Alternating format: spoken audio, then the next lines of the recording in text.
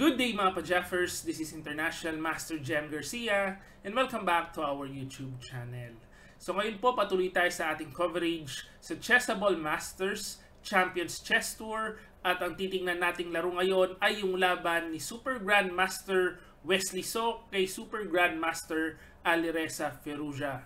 So kung maalala po natin, si Wesley natalo po ni Magnus Carlsen sa kanilang match. So bumaksak siya sa losers bracket at dito sa losers bracket ang kalaban niya naman ay si Alireza Firouzja, yung kumuha po ng slot niya sa candidates tournament. So titingnan natin kung makakabawi ba si Wesley o tuluyan ng malulubog. Ayan, so punta tayo sa kanilang game. White po si Wesley and black si Firouzja. Ito nag-start with e4, e5, knight f3, knight c6, bishop c4, knight f6, and then nag d3. Ayan, so bishop c5 and bishop g5 ang tinirang linya ni Wesley. So actually, ito pong linyang ito sa Gyoko Piano, isa ito sa mga parang ayaw ko ito for white no? Base sa mga napanood kong games and sa mga naaral natin dito sa ating channel. Bakit po ayaw ko ito for white? Kasi usually naaatake yan sa king side. So pagka h6, bishop h4, d6, c3, a6, a4, ito makikita natin pagka bishop a7, knight bd2, nag g5 na si Firouzja. So makikita natin may h6 g5, parang nakaamba na po kaagad yung mga pawn na pwede nang umatake yan anytime sa king side. Tapos ito ang malakas dyan, may bishop na katulong dun sa atake. Not to mention itong king hindi pa po committed sa king side, so hindi pa siya masasabing weakness kaagad, no? Kasi kung medyo malanganin, pwede siyang tumakbo papuntang queen side. Ayan, so nag bishop g3, queen e7, castling, knight d7, and dito makikita natin baka ginagamit na ni Firouzja yung mga preparation niya, no, sa candidates, kasi ang lalim nitong nitong paikot niya dito pagka b4, knight f8. So umikot doon, siguro papuntang g6, papuntang f4. So outpost kagad sa f4.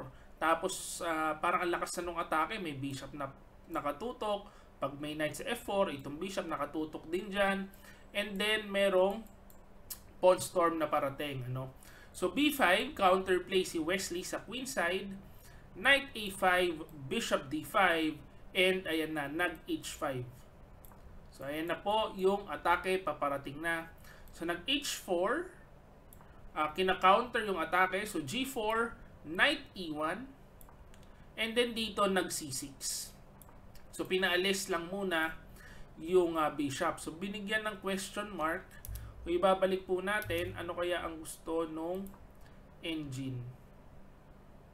Baka magna-knight g6 daw. Atakihin na kagad to. Tsachawin na kagad yung pawn. O nga naman, hindi na po madepensahan yung pawn sa h4, no? Pero nag c6 muna eh. So pinaalis muna itong bishop.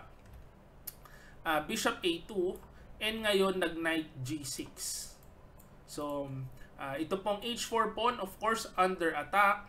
And ngayon pagka queen b1, nag knight takes h4, double question mark. So bakit po ito double question mark?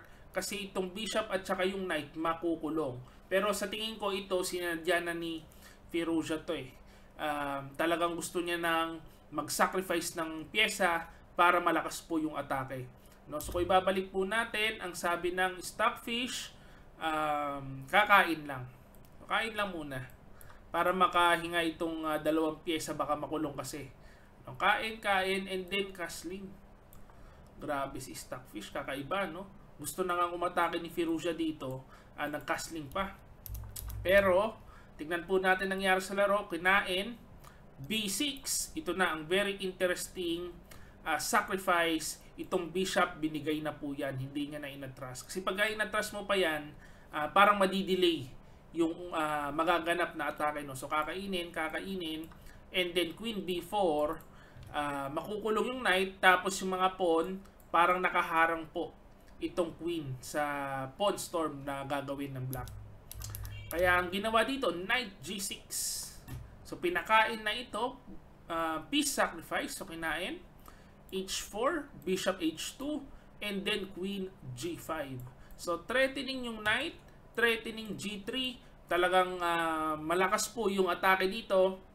Although, kung titingnan natin yung engine evaluation, lamang na lamang ang puti. Pero, pag ina-atake ka na kasi ng ganyan, pagka dating nitong push ng pawn, pupush itong pawn, ma-open yung rook, itong king under fire, ito, bitin yung knight, medyo mahirap po yan dalhin. So, hindi kagad masasabi na winning ang advantage ng white kasi malakas po yung parating na atake. So, na queen B4, G3, hindi na nga kinain itong knight. Talagang gustong umatake ni Firouzja. G3, queen takes A5, GH2 check, king H2, ay balik lang natin. Bakit blunder ang queen takes A5? Ito pala ang gusto ng Stockfish. So, ang sabi po ng Stockfish, kain lang. Pagkakain, may bishop G7 check, king D7, ka-capture sa G3, and then pagkakain dito, bishop takes G6 lang. So, hindi iindahin yung mga atake dito kasi kung mapapansin po natin, wala nang pyesa ang itim. So, queen at saka rook na lang, hindi na po makakamate. Kahit chumek yan, next move, ihaharang na yung knight, game over na kagad. Ayan, kaso hindi nakita ni Wesley. Kinain niya itong knight. So, nawala po yung lamang na one piece up. Kasi, nabawi yung bishop at saka yung knight. So, nawala yung lamang. Queen C7, castling kingside. Queen takes D6. King G7. Knight F3.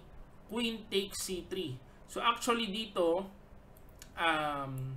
kahit po yung Stockfish, kung mapapansin nyo, akyat baba, nahihirapan sa posisyon, hindi malaman kung sino ang lamang, kung equal ba o lamang ng konti ang puti. Pero ito ang ipapakita ko, isang very interesting line. Ito ang tira, bishop takes F7. Ang ganda nito, pagka rook takes F7, queen B8. Para yung rook may stuck dito sa A8, wala na po yung F8 rook pandepensa. So ito ang gagawin, H3, queen takes A8, king HG2, king G2, queen takes D3 with equality. So ang gulo ng laban, may pass pawn dito, tapos sa pwedeng kainin, equal lang daw, siguro mauuwi po sa perpetual check. Ayan, so pag kumain, kakapturein dito, kain, tapos baka ma-perpetual na itong king. Kasi wala na pong cover. Ayan. So tama. Kaya equal ang bigay ni Stockfish. So ibalik natin. Kaso dito kasi, na-blunder po si Wesley Ang ginawa, nag-D4. Fatal mistake yung D4. Kasi ngayon, tinamaan ng H3. Sabog ang king side. Kasi kung ibabalik po natin, no, kung isipin nyo po, pagka nag-H3 dito, pwedeng kontrahin yan with G3. Solid pa yung king side, yung mga pawn nakaharang lang. Kaso pagka D4 kasi, na-open yung queen, pagka H3, hindi na po maka G3, mabibitin yung knight. So magi-game over kagad. Kaya dito, pagka H3, sumabog ang posisyon ni Wesley. Iyakan time. So knight G5, H takes G2, king takes G2, and rook H8. So makikita natin yung engine evaluation, wala na pong solusyon kasi meron ng malakas na tactics na ibibitaw po ni Firouzja. So na king H1 si Wesley, bishop H3, talagang ang galing din ni Firouzja. So ito, take note, hindi po pwedeng kainin kasi mamamate. No, mauunahan ka. So ang ginawa ni Wesley, bishop takes F7. Kaso ayan na, pwede nyo po i-pause yung video kung gusto nyo hanapin yung brilliance ni Firouzja. Bishop G2, game over. So pagkakain, H1 queen with check, game over ulit. Dito po, resign na si Wesley kasi hindi na mapigil yung pagkamate. So mate in 2. So pagkakain, may knight F4 check. Pagka ng king G1, mamamate sa kaliwa. Pagka ng king F1, mate naman sa kanan. So ayan po ang nangyari sa tournament ni Wesley, na knockout po siya ni Firouzja, yung mortal enemy niya. So medyo kalungkutan, maaga po na out si Wesley, although mabigat naman kasi yung kalaban, no? So una si Magnus, tapos si Firouzja, mga super GMs na alam naman natin hindi po biro. Ayan. So yan po ang ating recap for the day. Hopefully na-enjoy nyo po itong video na ito. At kung na-enjoy nyo, please like this video and subscribe to our YouTube channel. This is International Master Jem Garcia. See you again next video. Bye-bye.